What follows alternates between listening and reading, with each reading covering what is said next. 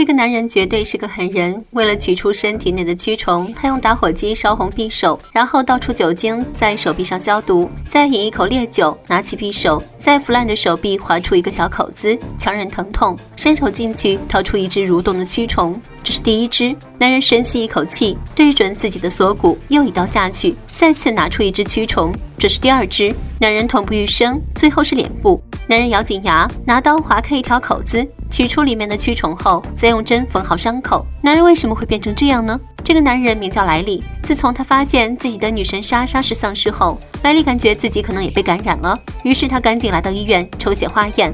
可医生告诉他，化验结果要1周才能出来。很明显，莱利等不了那么多天。就在医生离开的时候，莱利感觉自己后背不太舒服，他脱掉衣服，用手碰了一下，很硬。他拿上镊子，小心翼翼对准后背，拔出一块东西来，带出了一些黄色粘液。定睛一看，咦，这不是莎莎的指甲盖吗？怎么长在自己身上？原来指甲盖是在莱利和莎莎共赴云雨的时候留下来的。莱利顿时倍感不适。离开医院的他接到警方电话，警方想了解爱丽丝的死，毕竟莱利出现过案发现场。莱利回忆起在爱丽丝家的一切，当时在卫生间，莱利看到了爱丽丝的尸体，被惨状吓了一大跳。莱利赶紧出来找莎莎，莎莎不见踪影。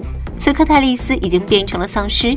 莱利一回头，变成丧尸的爱丽丝就朝他袭击而来，迅速压倒莱利。就在他张大嘴巴准备一口咬下去的时候，莱利拼命挣扎，伸手拿过花瓶敲在爱丽丝头上，才成功逃过一劫。莱利惊慌失措起身，满脸都是血迹。在莱利打电话求救瞬间，爱丽丝又站起来，莱利指着刀威胁爱丽丝不要轻举妄动。爱丽丝直接冲到刀尖上领了盒饭。而莎莎变成了丧尸后攻击自己的母亲，直接被警察击毙。警察拿出和莎莎睡过的那个陌生男人的画像，称这个人因为垂涎一具女尸而玷污了他。不过他得到了女尸的报复，变成了病毒携带者，是传播病毒的嫌疑人。他侵犯了很多女性，这些女性也都变成了丧尸。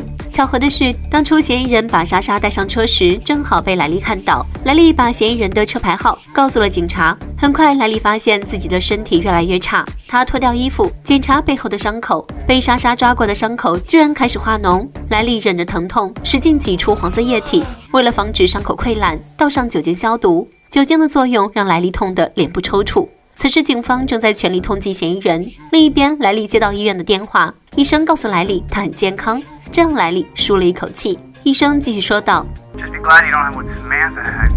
这句话又让莱利神经紧绷起来。医生继续说，莎莎得的是一种性传染病。莱利瞪大眼睛，因为他和莎莎睡过。莱利忐忑不安，挂断电话。这边嫌疑人正在给某个人发消息，警告对方要把对方的家属全部变成丧尸，而收到短信的人正是莱利。这个男人因为和女丧尸睡了一觉，身体也渐渐变得越来越差。这天他来参加好友的追悼会，莱利突然开始耳鸣，他有点不知所措，摸了摸耳朵，刺耳的声音让他面红耳赤。莱利紧紧捂住耳朵，又突然感到一阵头疼，鼻血滴落在鸡蛋糕上，1滴、2滴、3、4、5、6、7、8滴。他受不了了，赶紧躲进厕所，还没来得及处理鼻血，一个喷嚏袭来，我擦！洗漱台上全是血，接着鼻血像是喷泉一样流了出来。莱利惊慌失措，扯出纸巾塞进鼻孔堵住。追悼会上，一个女人拿上薯片，挖起以为是果酱的蛋糕，混合吃了下去。这时处理完鼻血的莱利回来了，和短发妹有说有笑的，好死不死的又收到一条短信，你不该这么做。莱利询问对方是谁，对方却没有回答他，手机又连续发来短信，都是一些警告的话。莱利只当对方发神经，一杯酒下肚，背后的伤疤也隐约疼痛起来。他感觉天旋地转，而鸣声再次响起。好在一个男人冲出来扶住他，男人告诉莱利，莱利只觉得眼前一片恍惚。男人告诉莱利，自己把病毒感染给莎莎，让莎莎成了携带者，莎莎又将病毒传染给你，现在我的一部分在你的身体里流窜。原来这个男人就是警察要抓的嫌疑人。另一边，女警察找到嫌疑人的大本营，这里还有一只被关押的丧尸，以及墙上贴满了各种受害者的照片。但是女警官没有察觉丧尸挣脱了束缚。此刻屋外传来动静，女警察一回头，一只丧尸朝她慢慢走来。女警官掏出枪，警告丧尸停下来。丧尸根本听不懂人话，直接朝女警官扑来。女警官连开2枪，结果她的枪法堪称描边，被丧尸按在地上摩擦。女警官也不是吃素的，一把揪住丧尸的头发，硬生生扯了下来，最后把枪对准丧尸的太阳穴，一枪下去，丧尸领了盒饭。第二天，莱利一觉醒来就狂吐不止。来到卫生间上个厕所，低头一看全是血。莱莉大惊，王八钻灶炕的，咋就这么憋屈呢？现在只要是个孔就流出血，害怕的他赶紧穿好裤子，抽出纸巾把马桶擦干净。可此刻他的耳鸣越来越严重，眼睛也开始变成血红色的。莱莉顾不得太多，穿上衣服，戴上帽子和墨镜，急匆匆赶到医生家里，问他怎么我现在会七窍流血。医生看到莱莉这副人模狗样的，也意识到事情的严重性，让他赶紧去医院检查。莱莉却不想去医院，因为现在已经有好几例像他这样的症状都不治而亡，与其去医院等死，还不如直接去抓住那个嫌疑人。他打算和嫌疑人搏一搏。警察这边拿到了嫌疑人的录音机，里面记录他杀人的原因，清除人类，让这个世界重新开始。这家人已经变成了丧尸。警察手持着枪，小心翼翼来到房屋里，老人站在窗边一动不动。警察正过去查看，一具面色惨白的尸体躺在地上，还没有反应过来，老人突然回头，直接咬伤警察的鼻子。警察挣脱开来，老人满脸血迹，还想扑向警察。警察举起枪，疯狂向变成丧尸的老人开枪，老人毫发无损。女警官发出警告，让丧尸别乱动。就在这时，另一只丧尸又扑了过去，警察顺势一枪爆了老人的头。与此同时，莱莉突然想起，昨天参加完追悼会后，就和一直暗恋她的短发妹去了酒吧喝酒。短发妹借着酒劲亲了她一口，估计短发妹也被感染了。她找到短发妹就要带走她，短发妹脸色难看，眼睛充血，这症状明显是被感染了。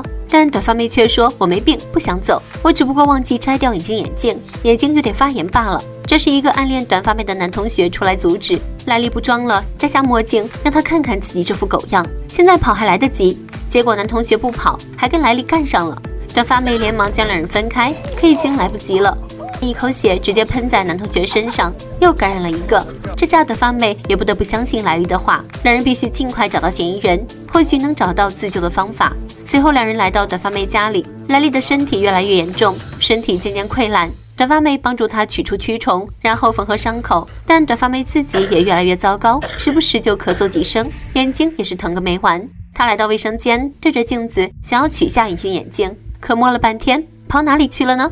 又乱摸一通，找到了，就是这里。她用力一抠，哎呀，掉出来了，快点过来帮忙！整个眼珠子都掉出来了，现在已经装不回去了。短发妹失声痛哭，莱莉恨不得将嫌疑人碎尸万段，两人必须尽快找到嫌疑人。可茫茫人海，他们要怎么找呢？最后来到贩卖毒品的胖子家，胖子之前和嫌疑人似乎有过接触，胖子本来不打算出卖嫌疑人，莱莉也不跟他废话，摘下墨镜。胖子看到莱莉恐怖的样子，还是怂了。莱莉得到消息后，正准备离开，耳鸣突然又发作了，好死不死，女警官带人赶到胖子家，抓走了莱莉三人。莱莉和短发妹被按在病床上治疗，短发妹不知道发生了什么，拼命挣扎，最后狂吐鲜血，被医护人员带走，电压也救不活短发妹。莱莉则被医生拼命抢救，保住了她的命。女警官想从莱莉这里获得嫌疑人的信息，就在两人交谈的时候，嫌疑人冒充医生来到了医院。他走进莱莉的病房，莱莉一眼就认出了他。嫌疑人却不慌张，摘掉口罩，脱掉外套，露出绑在身上的炸弹，手里还举着机关枪。莱莉问他这是要干嘛？嫌疑人说：“来啊，干我啊！你不干我，我就要干了。”女警官听到动静，立马赶了过来，举着枪让嫌疑人举起双手。嫌疑人假装很配合，还阴阳怪气地说道：“我是神，我是人类的拯救者。”就在这时，两个警察从电梯出来，还没反应过来，嫌疑人趁女警一不留神，就是一顿突突，医院的人都倒在他的枪林弹雨中，场面一度混乱，女警的腿也挨了一枪。嫌疑人慢慢走向女警，怎么样，嚣张不起来了吧？正要开枪的时候，莱莉突然暴起，从后面紧紧勒住他的脖子，将他绊倒后，两人厮打在一块儿。结果还没完全进化的莱莉不是对手，被他按在地上，一拳两拳，雷雨般的拳头砸在莱莉身上。莱莉爬到嫌疑人身上，吐了他一脸，恶心死了。嫌疑人捡起枪，连开3枪，杀死了莱莉，然后站起身来，转向唯一幸存的女警官。眼看女警官就要死在他枪下的时候，莱莉彻底进化完毕，窜出来一口咬死了嫌疑人。最后女警官怀着悲痛的心情，一枪送走了莱莉。莱莉在最后关头没有朝女警官下手，说明她还有一丝人性，而女警官开枪杀了自己的救命恩人，内心更绝望。这是神秘感染的第2部，最突出的观影感受就是真恶心。如果是喜欢血腥恐怖的影迷，可以考虑看一下，反正我是闭着眼睛见完的。